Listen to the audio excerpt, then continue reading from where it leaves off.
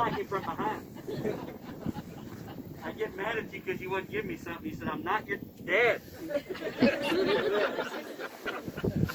Somebody else. Give me something. Give me something I can take with me. Well, you need to water your plants at home. I was doing really good. I even had them on a regiment to water with. Well, I was looking for a water hose out front yesterday. You trying to hose us all? Yeah, the one in the back looked like fun, but they didn't really want to. I pay big money for those nozzles. Yes. Sandra. I want to try this. You won't do it. You'll cry through it. That's okay. Nancy Foster was your winter, fall, summer spring friend. She was your best friend at the best time. She was the best friend at the worst. You're not supposed to say, but no, it's just, you want to say. Thank you, son.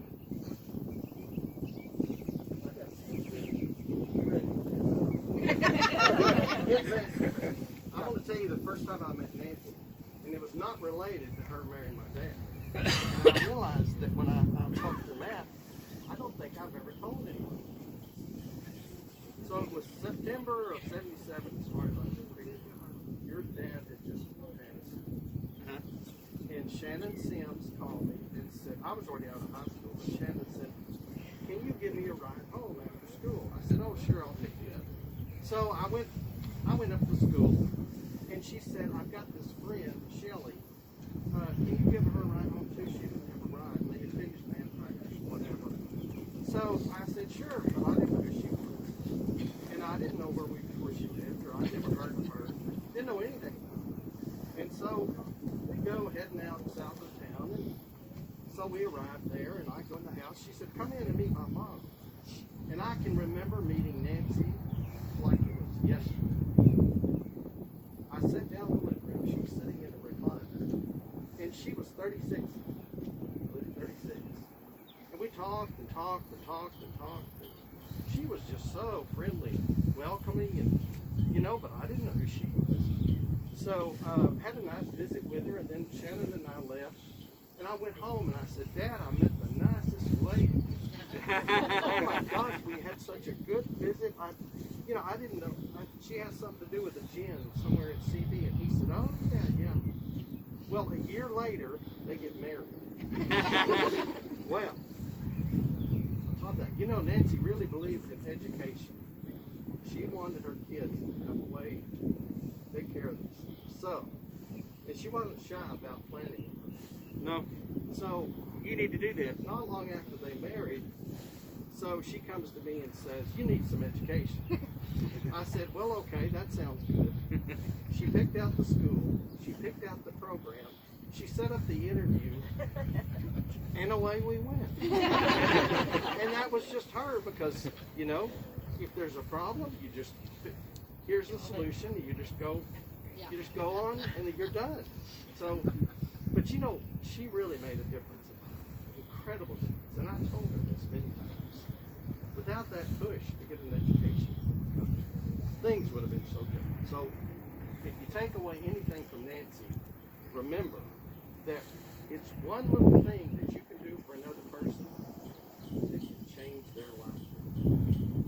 Just one little thing, if you think of, and it doesn't even have to be education-wise, just a helping hand, just a little extra something. When you see someone that's in need or could use a push, or just go out and do it, because that's the way Nancy would do it. Yeah, hard push, sometimes a Sometimes a hard push or a shove, but You never told me that.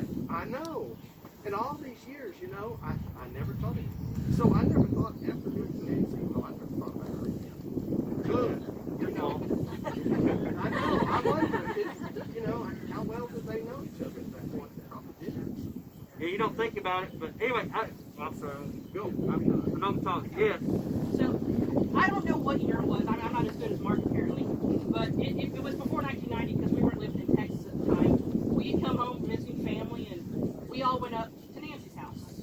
And I don't remember what house it was, but I can remember there was a beautiful glass table that had a bunch of arrowheads in it. And I can remember looking at those arrowheads, and Nancy told me that they caught it. They had found all these arrowheads out in the land. They'd go out and they'd find them. And so Nancy took me out, and we went walking part of the land. We found a couple arrowheads. I still have those. So anytime I see arrowheads, I take a dance. You hadn't shot him at anybody. No. Takes a lot of restraint.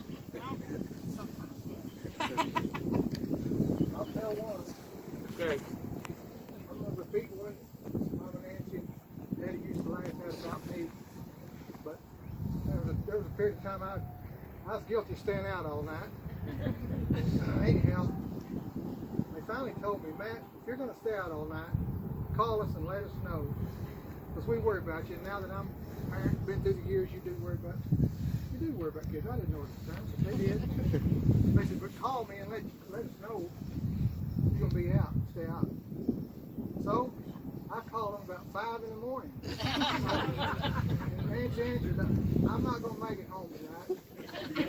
Okay, thanks for calling. They told that story a jig of times, but anyway, that was one of their favorites. Daddy's Nancy's favorite story. Still on that. Yeah. Now, I don't know much about my dad's side of the family, and I don't know much about my mother's side. They're a bunch of Irish and Italian people, and they spend a lot of time hating each other. So this was my first introduction into family, what family is. When I was about big, when I met her, Mama Nancy. Mama Nancy had this thing about her, you don't run across too many people. You got around her, you knew you were home. You didn't even know what it looked like. You just knew you were home. And it wasn't until Jake reminded me on the way here, because I was also the biggest troublemaker out of all 4 families that exist. I don't even remember half the things I've done. Everybody else remembers what I've done, but I don't. And I don't even know what I got in trouble for, as usual. And so Dad decided he was going with me in the middle of the house, and Mama Nancy said, James Brett, you will not spank that boy in my house. He said, all right. So he took me in the front yard. She followed him. You won't spank him out here either. So he drugged me all the way across the street. She stood on her property line and said, I can still see you. So he moved me all the way down to the neighbors on the side of the road and just started whooping my ass right there. People driving by watching it. He came back and said, you satisfied? She goes, I didn't see it.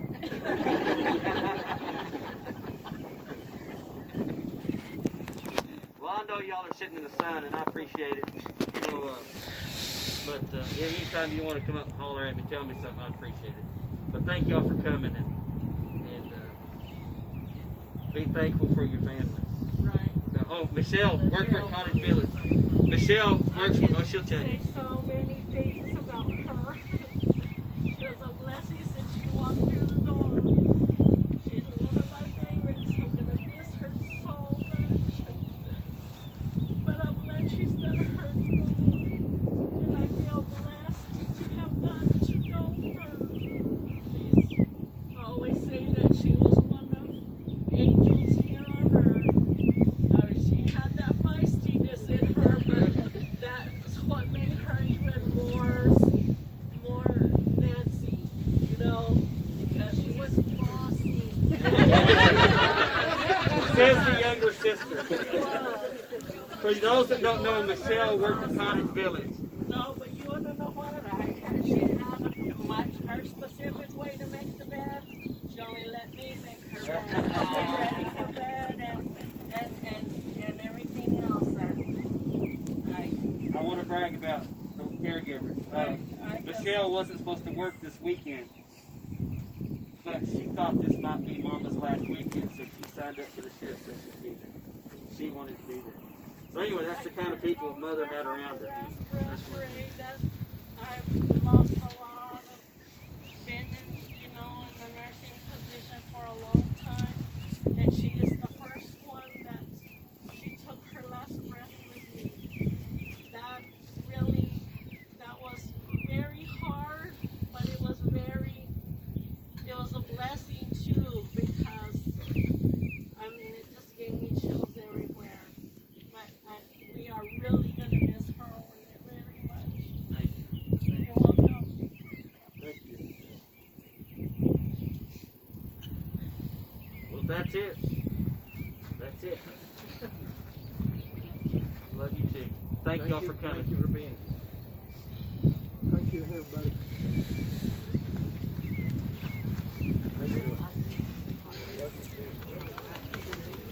Made Isn't that a pretty casket? You see that casket? What color's that casket?